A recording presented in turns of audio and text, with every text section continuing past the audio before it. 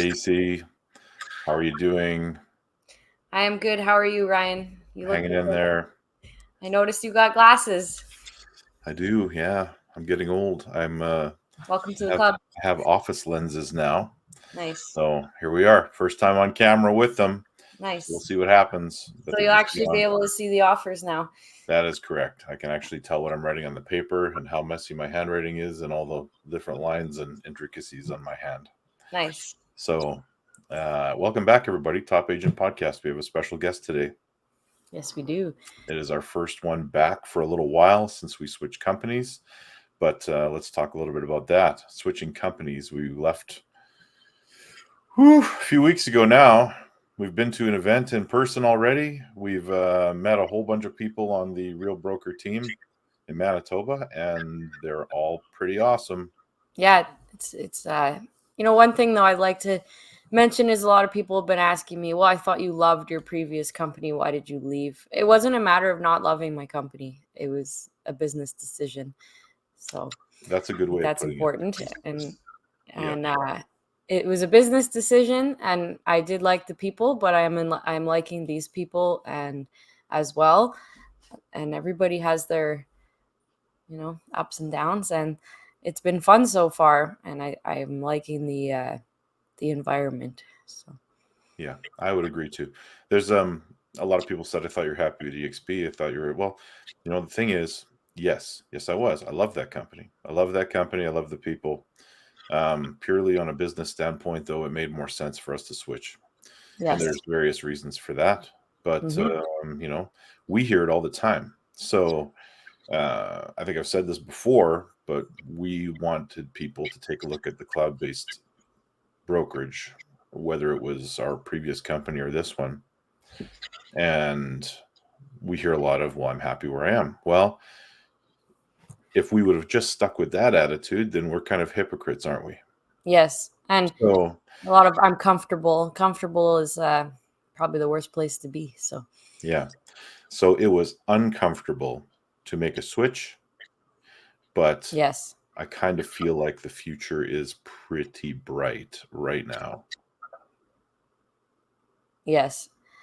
One of the things that well, there's a few things that I've really enjoyed. Um, I've been very busy with our now spring market going into summer here. And we have the option of sending a link to our clients or the other agent to deposit the deposit check, which is like saving me miles of driving. So I'm super excited about that. It's minor detail, but saves, 3-4 hours of hustling around. So Yeah, and the crazy thing is, I did not expect to get basically paid on closing. oh yes, I got an email on possession day and I was like, what is this? I am being paid. Like in contrast, and I'm not going to say anything about EXP, but let's go No, they were fast. way back. Let's go way back to my previous broker. It could take a couple of months. Like you Oh, did not get 6 months. paid. You didn't get paid until the title changed hands. Unless Yes. you did new closing protocol or Western closing protocol, and they're not the same thing. Someday I'll explain the subtle differences of those two things. But yeah, unless you did that, you had to wait. You waited Well, until yeah, and I was in a situation once where there was a top producer at my very first office, and they would put all of his paper checks in his mail slot, and we all had a mail slot. Mine was close to his. Somebody made a mistake and put my check in his mail slot, and then the bank made a mistake and deposited my $6,000 check because it was a double-ended deal into his bank account, and I'm questioning where my check is, and now I'm on a hunt to figure out who stole my money because they're telling me it was deposited. So having the direct deposit is a little bit better. yeah, it's pretty wild. It's wild to think that there's still brokerages out there that use paper checks And put them in the to, wrong mail slots. to pay their agents, and that's common. That's still common today. Get Yes, with it the is. times, ladies and gentlemen. And speaking of that, we've got Addison Herosian on our show, and he is one of the gentlemen, like including Jesse, of course, as the other one, that have been instrumental in getting Real Broker to Manitoba. And one of the first people, if not the first, those two guys to jump on board and become real agents in Manitoba. So we are on that team, as we are all on the same team at Real. Yes. And let's hear what Addison has to say. Looking forward to it. Addison Herosian, how are you doing, my friend? I am doing great, Ryan and Stacy. Thanks for having me on. Thanks for joining us. Of course. So let's get right into it. Right off the bat, let's not keep the people waiting. How did you end up in real estate? Okay, first and foremost, I started in investment properties. I bought my first place, 21 or 22 years old, and I bought my first rental property. And leading up to that time was just a lot of manifesting, thinking about it myself, curious about building some sort of wealth for me and my family. That's what it was. And I stumbled upon the route of real estate. So I bought my first rental property. That's what piqued my interest. And I bought a few more after that. And then like all of us here on this had a little dabble in the corrections facility. Did that for a year while I had some real estate rental properties. And oh gosh, I had a bunch of different gigs. I was bartender. My family owned a gym. I was a personal trainer for quite some time. And I was a coach, a goalie coach, because I used to be a hockey player. I ran kids camps. So kind of did a bunch of stuff. And then I was also in school to be a teacher. And that was kind of my goal in my late teens, coming out of high school. And even still in my early 20s, when I was buying rental properties, it was still going to be my goal. And then had a bit of an epiphany, we'll call it. And I told my mom that I'm dropping out of school with 1 year left of my degree in education. I said, I'm pursuing real estate full time. I love it. I'm gonna go crush it. And I'll never forget, she was crying, begging me to stay in school, go get that job. And since then, I just never looked back. So that was almost 7 years ago now. Wow. So what did that first couple of years in real estate, like, they always say the first 2 years are the hardest. What did that look like for you? It was tough in a way that I quit everything else that I was doing. I dove into it full time, pretty much day one. I was still doing some personal training on the side. I had a couple bartending shifts here and there. So I was still having a small little income, but I really dove in full steam ahead. I linked up with Jesse from day one. I've known Jesse since I was a kid. He was actually my coach in hockey for 3 years in my mid-teens, because Jesse coached hockey for years. And he's known my sister since they were basically kids. They went to high school together, known the family forever. So kind of when I jumped into it, I spoke to Jess and I was like, hey, can you need some help? And I'm happy to help. So he really, really mentored me in a way that, provided some help and opportunities, but more so than that was just a mentor to say, here's what you need to do and to build your business. And Jess really made his name in the video and social media sphere. And I saw it work for him. And I said, I'm going to do the same thing. So my first couple of years was social media.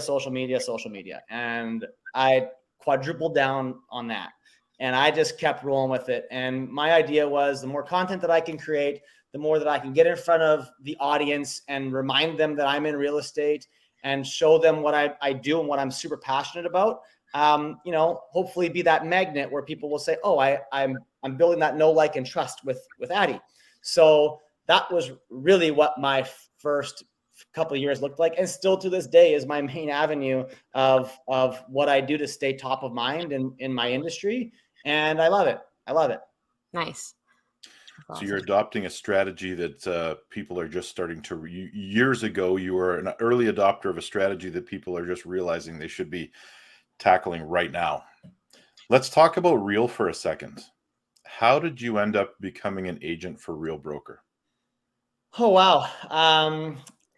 Very long story short. So Jesse and I, a couple of years ago, we said to ourselves, it was during COVID, and we said to ourselves, we've been with Remax I've been with them for almost 7 years. Jesse's been, I think it was around 11 or 12 years. We're like, okay, we've never really explored anything else, to be honest. We never have. We're comfortable where we are. We're cozy. It's all good. Loved everybody we worked with, loved our broker. Everything was great.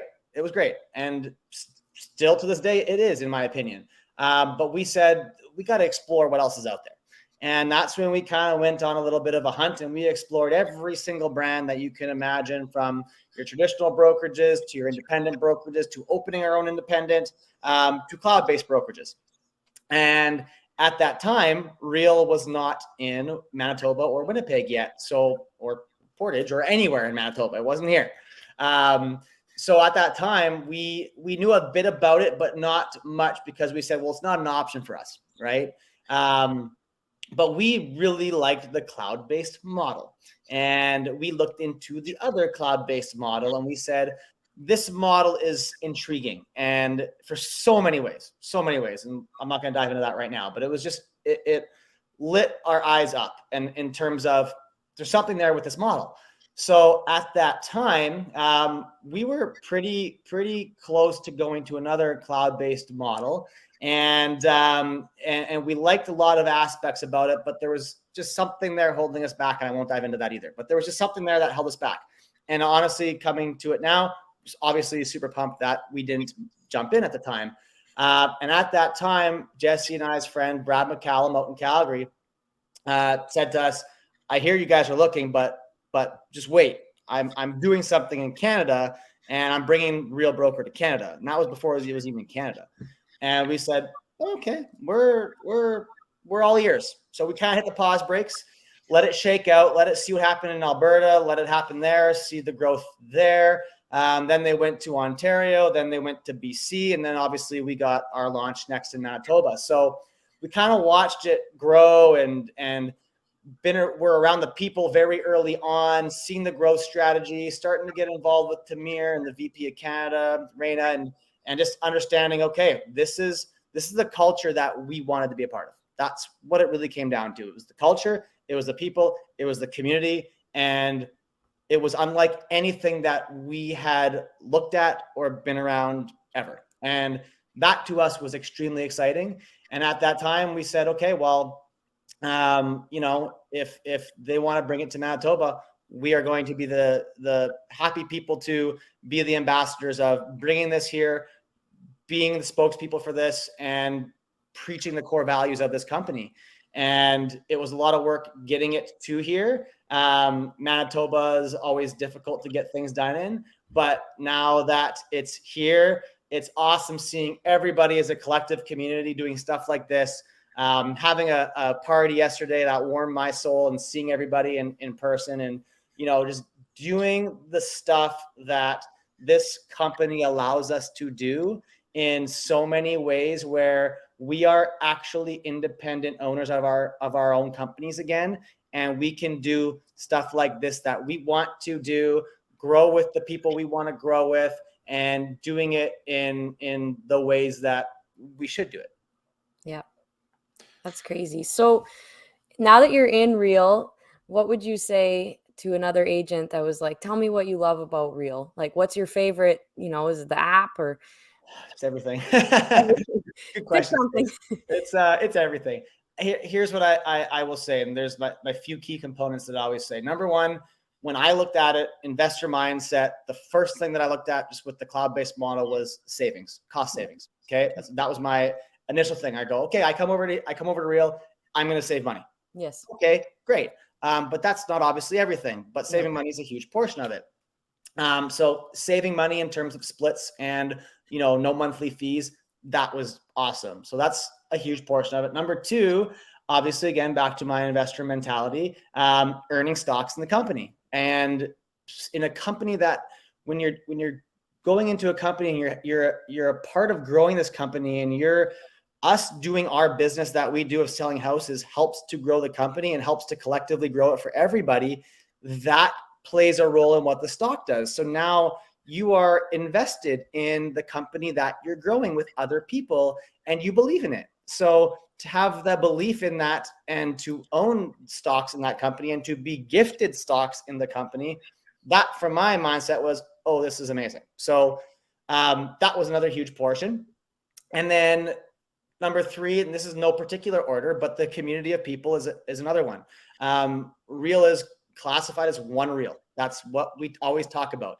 It doesn't matter who is sponsoring who or who's introduced them to the company. You have access to everybody. And I see it, and I've seen it for 2 years. I've seen it before I was even in the company. Like, I had people in Real helping me out before I was even in the company, and that's special. So that community of in terms of North America as the whole hub, and then obviously bringing that community here locally, that is something that I think probably is, for me, is one of the top ranks, to be honest. Yeah. Community is massive. And that's the thing with the community one, though, is I saw it before, but now that it's here, it's like, oh, I can actually see it happening here and be a part of making that happen here. Before I joined Real, you didn't know, right? And like, what's it going to look like? If Real comes here and it's just me and Jesse and nobody else joins, we were good with that because I'm going to save some money and I'm going to earn some stocks in the company. And that's how my brain always worked, was like, worst case scenario here, I'm saving some money and I'm still going about my business. It is what it is, right? But now to see everybody collectively coming on, and it's just, it's special. And then earning some revenue back, like a revenue share program back in the company where Real pays you for helping grow the company. Like, it's just, there's so many facets of this that it's hard for other brokerages to compete with a model like this when its overhead is so low and they give those profits back to the agents who are the ones ultimately that are growing these companies. Like, we are the ones who have our signs on the lawns, who are getting the business, who are promoting the brand of these companies. It's us that is responsible for that. So we're getting now rewarded for it. And then you touched upon it, Stace. The technology is insane and has made my life easier to have a system where it's all one hub. I input all my information about my deal for the exact deal. It automatically goes to conveyancing. It automatically goes to the broker. It doesn't get lost in emails. It automatically goes to lawyers. It goes to all the avenues that we need to go at, and it's all organized and categorized there. That's cool. And it's changing every week. They're announcing new stuff in terms of AI and chat GPT integration and the DocuSign integration, or their own version of DocuSign, I should say. It's crazy. It's so much. There's so much there. So if we shift back to conventional real estate, like what we all got into this for, what would you say to somebody, or what are you doing to adapt to a changing market? Great question. And that's right now, it is a changing market. Interest rates are higher. I think buyers are more, I think are slower to act than they were before, when you didn't have time to think. You had to write an offer, you had to write it unconditional, and you had to write it immediately, or you ain't getting it, So times are a little bit different now. Inventory's up a little bit. Multiple offers have subsided. But I think in any market, to be honest, I think for me personally, I just go back to what has always worked for me. And it's going about my day-to-day of living by the core values: work hard, be kind, work hard, be kind. And what does working hard look like? It can look in so many ways. If I'm busy with my clients, well, I'm servicing them to the best of my abilities and making sure they're getting the best product, building up a review base that, I want to make sure every single client that I service is a 100% 5-star positive review. And I will work tirelessly until that happens.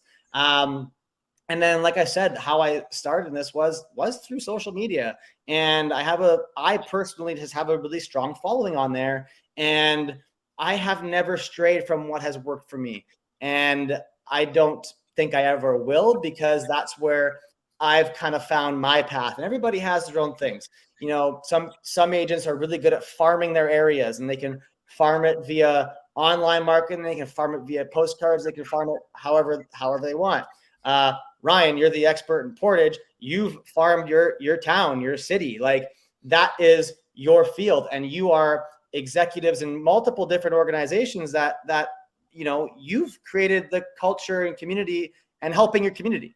And that's that is amazing. And, you know, it's a bit different for me here because I kind of service all of Winnipeg, but I still like to be involved in my community, doing charity events, whatever I can do to help to be a part of the communities that I'm in. Like, for instance, my son just got into daycare, and I said to my daycare that I got into, whatever you need help with, they're doing a Christmas breakfast thing. And I'm like, I'll sponsor it. I'm in. Like, whatever you need, I'm going to be there. I want to help. This is the stuff that I want to be a part of with my community. So, you know, social media, being active on there, promoting external businesses, promoting others, helping others be seen, helping, sharing, collaborating in all walks of life. I feel like that is what I've always done. And that's what's got me to here. And if I continue to do that and promote others and help others, it gives people a positive interaction and a positive feeling. And then you become the magnet for business. That is what ends up happening. And whether it becomes business or not, it fills my cup. So, you know, it's one of those things where I'm a big believer in karma. And I believe in giving, and eventually something's going to come back. And that's really what it comes down to. That's great. So those yesterday there was a few new agents at the get together we had, which was great. Thank you. And they asked me, you know, what advice do you have for us? And I gave them a bit of advice, but you have a lot more years in than I do. So what advice do you give those new agents? Soak up everything that you see, learn from others, be around others, be around others that produce, be around us. And kind of, I've told all new agents, hey, you know, if you want to come out with me on a day of showings, come out with me on a day of showings. I'll show you how I approach, how I view a house with clients, right? And show you how I do open houses, how those interactions are, some of the things to look for in houses. I feel like a lot of agents, when you get into the industry, really you get your license from the governing board, and they give you your license and they go, here you go figure it out. Are you saying it's kind of like corrections training? Kind of a little bit, yeah. Yes. Here you go, figure it out. Go to the wolves, you know? And it can be tough, and it is tough. That's not can be, it is tough.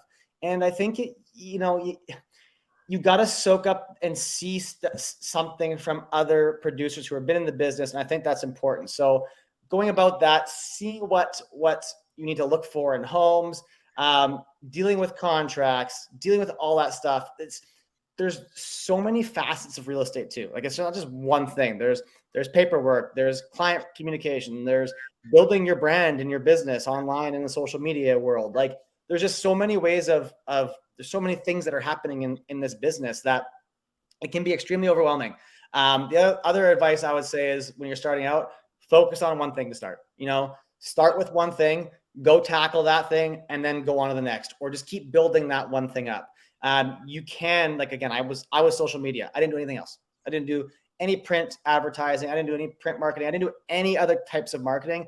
I focused on social media. And then in that lane of social media, you got to think of, okay, what do I want to focus on there? You know, I was on investors. That was my thing.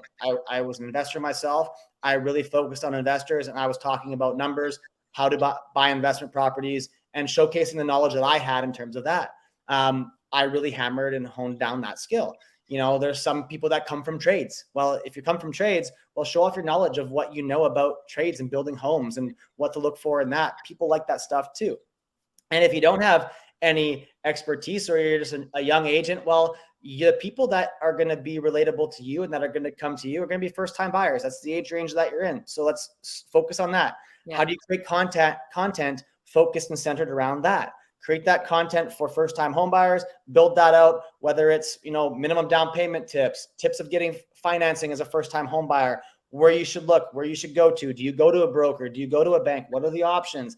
Building out that content to show that you are the expert in that field, and you've been doing your research and studying that to help others, right? And the more you help, the more you give, again, the more that is going to come back. So it's fair to say that you think that social media should be a part of everyone's repertoire. I do now. Yeah, I definitely do now. And it's funny because before I was in real estate, I hated social media. I hated it. I never posted. I couldn't stand to be on it. I was late to even downloading all of the apps. I had Facebook very early on, but I never used it. Like, I hated social media. I did. And I don't know what it was that I hated about it. I just think in my brain, I was overwhelmed, and I had so much other stuff going on that it's like, what do I need this for? And then as you get busy and you start doing business and you start building it a certain way, it becomes a way to stay connected. And, I have a wife and a son at home, and I don't have much of a social life. So a little bit with social media is me staying connected to see what others are doing, and seeing people and seeing what's up. And it fills my cup to be able to see what others are up to and chat with them and just have a bit of that social sphere that I don't necessarily get in person all the time when I'm busy living my life. So I love it for so many reasons now. And obviously it was a way for me to promote my brand and promote my business. And it is for the modern day business, it is the cheapest form of advertising to get in front of the most amount of people in the shortest amount of time. And I always consider social media, I'll tell new agents, social media for me is my modern day cold calling, or door knocking. It's cold calling and door knocking. It's all in one, and it's all in the palm of my fingertips, and I don't have to leave my couch, and I can promote myself. I can promote my brand and become a magnet, and I can talk to people, and it is its own version of door knocking that reaches way more people, and it's free, and it's way more opportunities on it. Yes. Hey, Ryan, you think we should jump into the fun questions? Of course we should. Of course. All right. You ready for The these? hardest ones of the day. Hardest ones of the day. Brain busters. Favorite movie of all time? Oh, any Marvel movie. I love everything to do with the Avengers. I'm a superhero, a bit of a superhero nerd. My brother instilled that in me as a small kid. I love superheroes. I'm right there with you. I'm right there with you. What is your favorite thing to do when you are not working? Oh God. Hang out with my wife and kids, kid, obviously. But my other passionate hobby is golf. I love golfing. Nice. I feel like I knew that was going to be the answer. Yeah. I kind of thought that too. What What book has had the most influence on you? Building Wealth One House at a Time by, is it John Schaub? That was one of the first real estate investment books that I've ever read. And then obviously Rich Dad, Poor Dad, and all of the Robert Kiyosaki books. That was the mindset shift at a young age for me of, okay, how do you make wealth? What does that look like? And what do you do to do that? Those are my favorite books. Yeah. Now, earlier you mentioned manifesting. Have you read Think and Grow Rich? I have not read it, but I've heard great things, but I'm not a big, like, in terms of books, I don't read many books that are like to do with personal development, to be honest. I'm more like, I want to know the strategies that it takes for me to implement to do. In my head, and like what I think I'm a really self-motivated person. I don't need like a lot of the pump up books personally. So I read a lot of books that are more so like, okay, these are the strategies that you do, and this is how you do it kind of books. That's just how I am.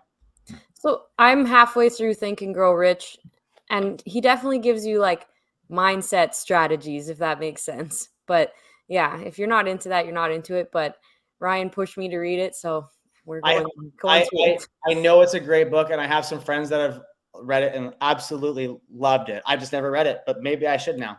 I was a bigger fan of Rich Dad, Poor Dad, though. Like, I did enjoy that better. Yeah. So last question, hardest one. What is the single best piece of advice you have ever been given? Oh, that one's tough. Yeah. Here's what I'll say on that.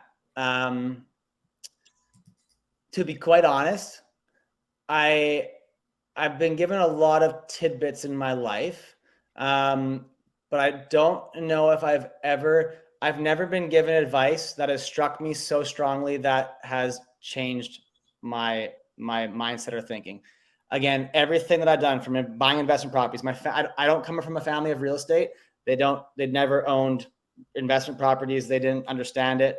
That was all self-taught, self-generated. And literally I built all that through my own thinking. Same thing with real estate. Obviously, Jesse was there to really support me and give me some of the paths and avenues. Okay, utilize video. That was his thing. I'm like, okay, I'll utilize video, which was super helpful, and utilizing social media. But even if I didn't go down that path, I would have been doing the same thing, because that was what I wanted to do. And that's what I knew I wanted to do. It was just nice to have a mentor there. So I don't know. It's a hard question to answer. I don't think I don't have anything that I can say, this is the best piece of advice that I was ever given, to say it's changed my life. I think is more so, I've given myself some good advice throughout my years. And I've just, kind of I'm a very self-motivated guy, for better or worse. My wife can sometimes hate it. But I just am a very, very self-motivated and self-driven individual, because I enjoy what I do too. And when you enjoy what you do, it's easy to be driven and drive yourself when you're enjoying the day-to-day so much. So call you when we're having bad days. Call me when you're having bad days. I'll probably be in a good mood. Excellent. Awesome. Well, Addison, thank you so much for joining us today. Yes. That's a wrap on the show, and we appreciate you, and we'll see you lots in the future, I am certain. Absolutely. Thank Ryan, you so much. thank you guys so much. This is awesome.